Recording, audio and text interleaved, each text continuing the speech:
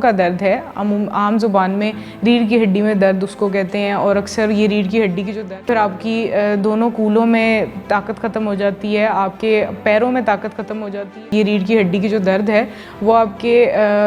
کولے اور گھٹنوں تک بھی جاتی ہے, یہاں تک کہ وہ آپ کے پاؤں کے انگوٹھوں تک بھی جو درد ہمارے جسم میں آتی ہے اس کا صرف حل سرجری ہی نہیں ہے, ہم اس کو فزیکل تھراپی سے بھی. السلام علیکم, میرا نام ڈاکٹر ربیرہ ہے اور میں آج آپ کے ساتھ ایک ایسا ٹاپک ڈسکس کرنے آئی ہوں جو کہ عموماً بہت سارے کامنٹس اور ڈی ایمز میں پوچھا گیا ہے مجھ سے. اس میں ایک بیسک جو سب سے اہم ہے وہ مہروں کا درد ہے. عام زبان میں ریڑھ کی ہڈی میں درد اس کو کہتے ہیں, اور اکثر یہ ریڑھ کی ہڈی کی جو درد ہے وہ آپ کے کولے اور گھٹنوں تک بھی جاتی ہے, یہاں تک کہ وہ آپ کے پاؤں کے انگوٹھوں تک بھی چلی جاتی ہے. تو عموماً اس کو ڈسک کلپ یا اس طرح سے کچھ لوگ ٹرم کرتے ہیں. ویسے تو اس کی بہت ساری وجوہات ہیں اور بہت ساری اقسام ہیں. آج کی ویڈیو بنانے کا مقصد ہمارا یہی ہے کہ ہم آپ کو اس بارے میں آگاہ کریں کہ اگر آپ کی ڈسک سلپ یا پھر کوئی ایسا مسئلہ ہے جس میں دو ریڑھ کی ہڈیوں کے درمیان جو ہماری غدود ہے وہ دب جانے کی وجہ سے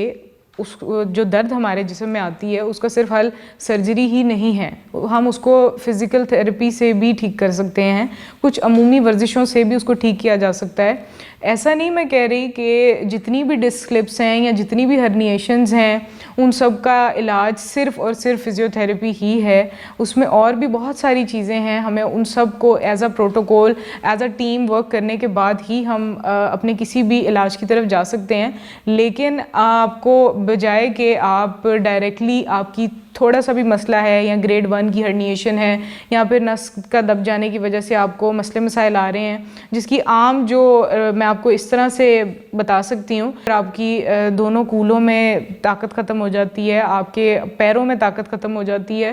درد کی نوعیت اس حد تک بڑھ جاتی ہے کہ آپ کے پاؤں سن ہو جاتے ہیں, جو نیچے کا آپ کی پوری ٹانگیں گھٹنے ان میں آپ کو کوئی سینسیشن محسوس نہیں ہوتی ہے, کوئی درد کوئی کسی بھی طرح کی کوئی چیز نہیں محسوس ہوتی, اور آپ کو ایسا لگتا ہے کہ میری ٹانگیں سن ہیں اور مجھے پیشاب پخانے میں بھی مسئلہ آ رہا ہے. تو پھر یہ ایک ایمرجنسی کی سٹیٹ ہوتی ہے اور اس کے لیے آپ کو سرجیکل پروسیجر کی طرف ہی جانا پڑتا ہے, ٹھیک ہے. لیکن اگر آپ کو صرف اور صرف کمر میں درد ہے اور کمر کے ارد گرد درد آتی ہے اور ٹانگیں ابھی سن ہونا شروع ہوئی ہیں, کوئی ایسا مسئلہ نہیں ہے کہ وہ آپ کو چین سے بیٹھنے نہیں دے رہا یا پھر آپ کو آرام سے چلنے نہیں دے رہا, آپ کو ایک عمومی درد ہے جو کچھ دیر کے لیے ہوتی ہے اور اس کے بعد وہ اپنے آپ ٹھیک ہو جاتی ہے, تو آپ کو اسی سٹیج پر چاہیے کہ آپ فزیکل تھراپسٹ سے کنسلٹ کریں اور کچھ ورزشوں کا ساتھ لیں تاکہ جو آپ کی ریڑھ کی ہڈی میں نس دب جاتی ہے, عام طور پر جس کو ڈسک ہرنیشن بھی کہا جاتا ہے, تو اس میں آپ کو فزیکل تھراپی کی کچھ ورزشوں سے بھی بہت فائدہ ہو سکتا ہے.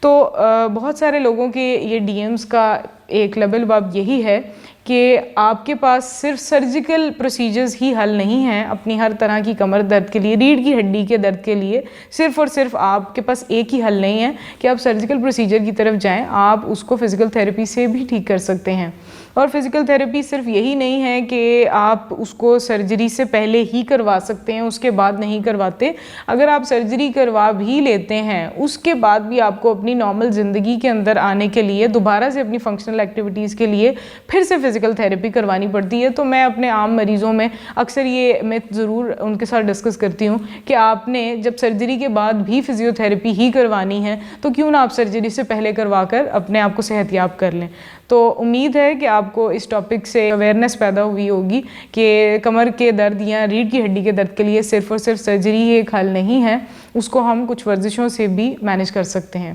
Thank you so much.